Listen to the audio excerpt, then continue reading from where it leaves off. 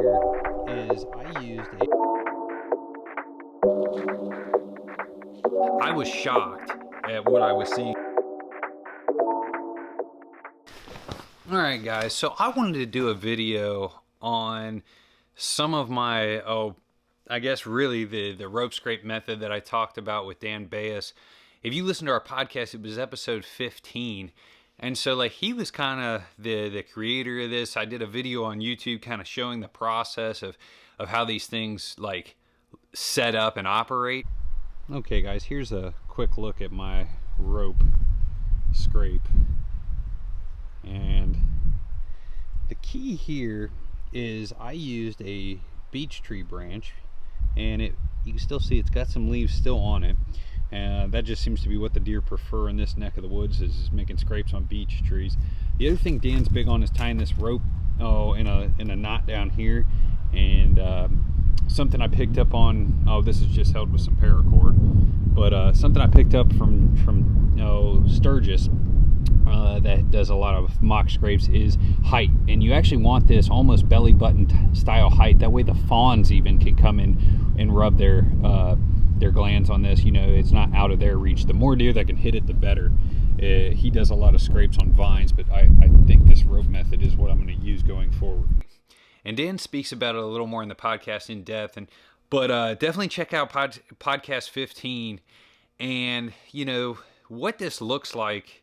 As far as I did one here at the house that got some action, but I don't have enough deer in the local area. But my private land piece, man, it blew up as far as this year with the amount of deer hitting it, the amount of deer in front of it.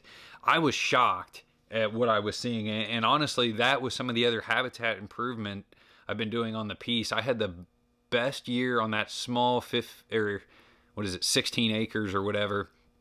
And I didn't even hunt it. But Liz is going to hunt it here late season. We're going to get a buck down, hopefully.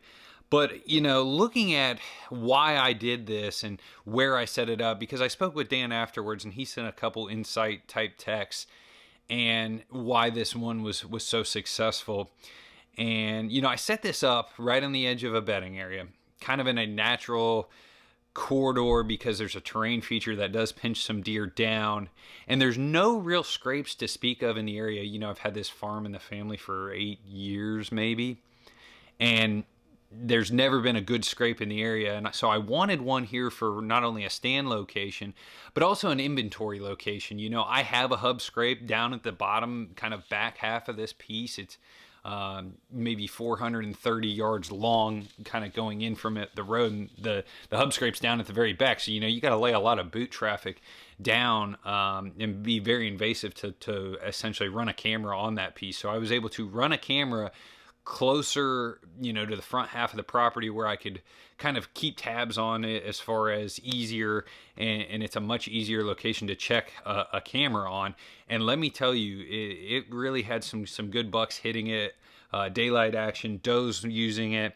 I think the deer definitely took note to it, and so I was just pumped, and I wanted to share these results with you guys.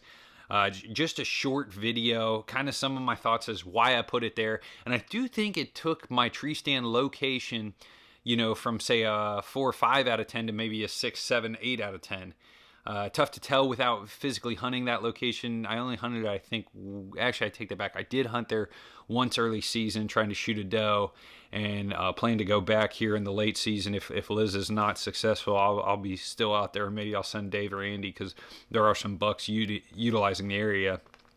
But, it's one of those things that I think as a bow hunter, and yes, we're a dominant public land focused, but a mix of public-private is probably your best.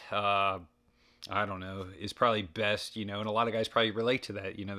They got access on this piece, but they don't want to burn it up too much. They're hunting some public here and there because maybe they found some better bucks over here, and also your skill set develops. If you know a little bit about, say, some habitat, some small parcel hunting, combo that with your ability to run and gun and hunt around pressure on public land, you might be a deer assassin, if you will, or somebody that I would definitely look up to in the deer hunting world. So yeah, just wanted to share my results. Thought this was a cool video.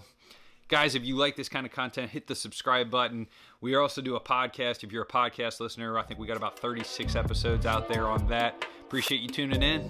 Team Harder and Bucks, we're out. Look at this, better microphone. Trying to do it for you guys.